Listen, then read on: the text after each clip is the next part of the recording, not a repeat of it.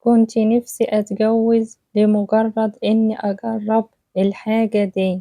كنت كل شوية أروح فرح واحدة صاحبتي وأقول يا ريتني كنت أنا مكانها، وأكتر بقى لما أشوف العريس حلو شاب كده طول بعرض، وأقعد أتخيل بقى اللي بيحصل والكلام ده زي أي بنت. أنا معرفش أنا كده ولا أنا زيادة.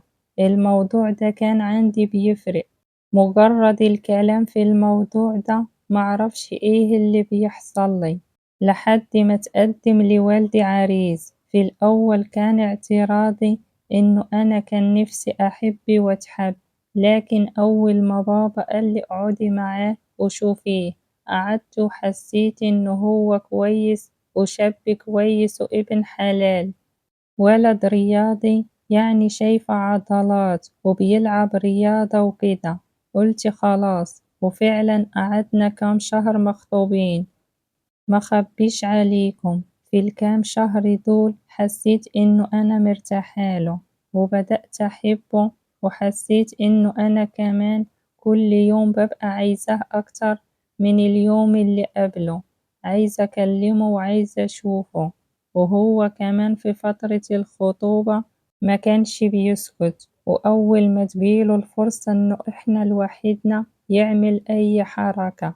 كنت في الأول بتكسف أوي، وكان أول مرة، وكنت بستنى اليوم اللي يجي يزورنا فيه، وأي حد مثلا يقوم يعمل أي حاجة. زي ما انتوا عارفين بقى فترة الخطوبة بيبقى فيها حب ومشاعر قوية جدا، وما بنقدرش نتحكم فيها. وكنت باحب الحاجات دي، وكنت باعد الأيام لحد ما نتجوز. واتجوزت، وكانت أجمل ليلة في حياتي. وأنا كنت باحلم بالجواز، وإنه أنا أجرب الجواز واللي بيحصل. حسيت بقى إنه الموضوع لأ بجد، عايز بقى واحدة تتحمل، ولا يمكن هو اللي كده وهو اللي صعب، معرفش. أنا طبعا عمري ما جربت، وقلت يمكن عشان إحنا لسه في أول الجواز، وقلت يمكن عشان أنا لسه مش واخدة على الحاجات دي، والحاجات دي في الأول بتبقى مؤلمة شوية. وبقى الموضوع يعدي كل يوم، وجوزي ما أقولكوش بقى بالكام مرة، وهو اعترف لي، قال لي بصي أنا بحب الحاجات دي، بحبها قوي، بحب أكتر حاجة في الدنيا، بحبها أكتر من الأكل والشرب. يعني تتحمليني بقى ولا انتي حرة؟ قلت له يعني إيه أنا حرة؟ قال لي بس أنا مش عايزة أزعلك، بس هي كلمة بهزار بيقولوها الرجالة، ولا أتجوز عليكي؟ بصيت له كده، قال لي أنا قلتلك أنا بهزر، صدقيني أنا عمري ما أعمل حاجة زي كده، أنا بحبك، بس أنا فعلا بحب الموضوع ده. قلت له بس أنت بصراحة طريقتك صعبة عليا. قال لي معلش دي طريقتي وأنا بحبها. المهم الحاجات دي بدأت معايا بألم، ولسه مستمر معايا، مع إني عدى من الجواز أسبوع شهر لحد ما عدى سنة ولسه ما خلفتش.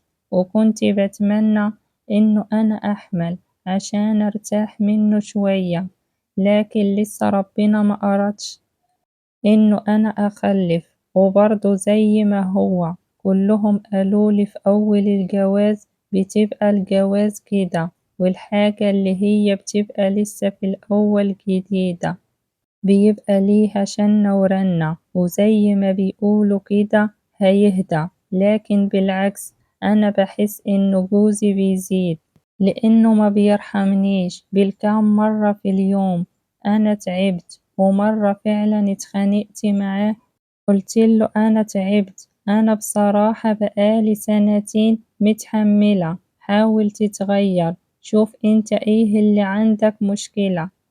قال لي ما عنديش أي مشكلة، المشكلة عندك انتي. شوفي بقى، ما فيش واحدة ما بتحبش الحاجات دي. قلت له بس انت صعب، أنا تعبت منك.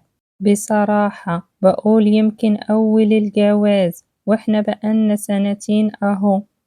في إيه؟ طب خليها مرة كل يومين، لكن كذا مرة في اليوم قال لي دي طاقة وأي واحدة تتمنى يكون جوزها كده. قُلتله: "لأ، أنا بقى مش قادرة، ما تروح تتجوّز." قال لي: "روح أتجوّز، أنتِ بتقوليها كده عادي." قُلت له: "بصراحة." قُلت له: "أنا زهقت وتعبت." قال لي: "أنتِ شايفة كده؟" قُلت له: "آه عادي." قال لي: "عادي؟" قُلت له: "بصراحة آه، أنا ما عُنتش قادرة لك، بس بشرط اللي هتتجوّزها تبقى معايا هنا." قال لي: "أنتِ طبعِك غريب." قُلت له: "آه." أنا عايزة أشوف اللي هتتجوزها دي تتحملك إزاي، وأنا متأكدة إنه هي مش هتتحمل وهتتطلق منك على طول.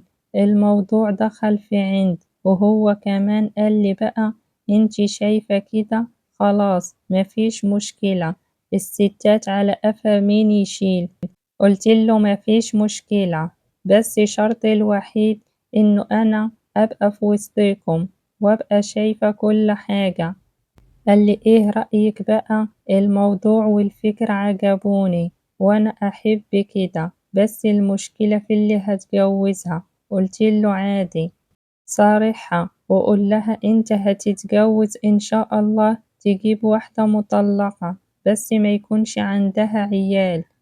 قال لي: خلاص. وفعلا تعدي الأيام وأنا قلت خلاص من كتر العند والنرفزة، لكن لقيته بقى آخد الموضوع بجد. وفي يوم جالي وقال لي: في واحدة معايا في الشغل، بصراحة يعني هي مطلقة وحاسس إنه هي تقبل حاجة زي كده. قلت له: أنت ما صدقت؟ قال لي: آه، مش أنت مش حباني إنه أنا أبقى كده معاكِ؟ طب أنا عندي طاقة أخرّجها إزاي؟ ما أنا مقدرش أعمل حاجة حرام، أنا أعملها في الحلال وأنتِ مش قادرة، يا تتطلقي يا إما توافقي، وزي ما أنتِ عايزة. هاجيبها لِك هنا وتبقوا أنتم الاتنين. قُلت له: ما فيش مشكلة. وفعلًا راح كلم زميلته اللي هي في الشغل المطلقة، وطبعًا رحّبت ووافقت، واحدة مطلقة هتتجوز عادي، وهي وافقت على شرطي وقالت له: ما عنديش أي مشكلة. ما تعرفوش بقى الست دي كانت داخلة معايا بقى في عِند وعايزة تثبت لي إيه. وإجا أول يوم مخبيش عليكم كنت مكسوفة وكنت قلقانة، ولقيته داخل بيها عندي. دخلت الأوضة ووريتها وغيرت هدومها، وكانت حاطة هدومها في أوضة تانية، بس أنا كنت مشترطة إنه إحنا في الموضوع ده نبقى مع بعض. وقعدت والموضوع كان صعب جدا عليا لما شفته، وهو يعني ليلة دخلته كانت قدامي وأنا اللي كنت طالبة كده، بس أنا مش قادرة أرجع عن موقفي. داخلة معاه في عِند، واللي هو اتجوزها دي مش هتقبل اللي هو بيعمله، لكن طلع العكس، واللي واخدها دي كانت بتحب الحاجات دي جدًا، لدرجة إنه أنا كنت باسمع منهم اللي بيعملوه، حسيت إنه أنا جنبها ولا حاجة. بقيت قاعدة وهم قاعدين قدامي وكل حاجة بتحصل قدامي. قُلت عادي، قُلت يمكن هي مثلًا أول كام يوم فرحانة بالموضوع ده بعد طلاقها ونِفسها فيه، هنستنى. وبدأت تاني يوم طبعًا قدامي، بس ما اخبيش عليكم باللي أنا شُفته منها. بصيت له كده وهو كان كل مرة يعمل كده كان يبص لي ويثبت لي إنه أنا المشكلة فيّا. وتعدي الأيام ويعمل كده مرة واتنين، وفي مرة كنت قاعدة وخلاص كنت خارجة من الأوضة، لقيت نفسي مش هاقدر أتحمل حاجة زي كده، مش متحملة، بس مش قادرة أطلب منه إنه أنا عايزة حقي زيها، مع إني أنا اللي رافضاه وأنا اللي مش عايزاه. وشافني إنه أنا زعلانة، بصيت له كده قُلتله لأ خُد راحتك عادي، بس هو طبعًا حَس بيّا إنه أنا كنت محتاجة لحاجة زي كده، وفي الوقت ده الموضوع ده حصل.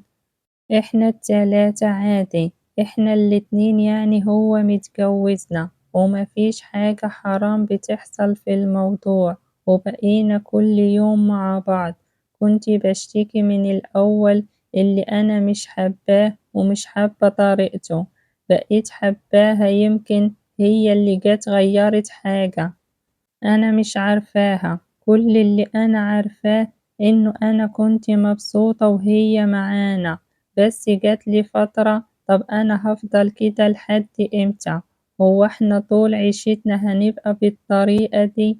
مش عارفة أتصرّف ولا عارفة أعمل إيه، مش عارفة بصراحة، الموضوع غريب وأنا مش عارفة أقنع جوزي إزاي إنه هو يطلّقها ونكمّل حياتي أنا وهو وبس.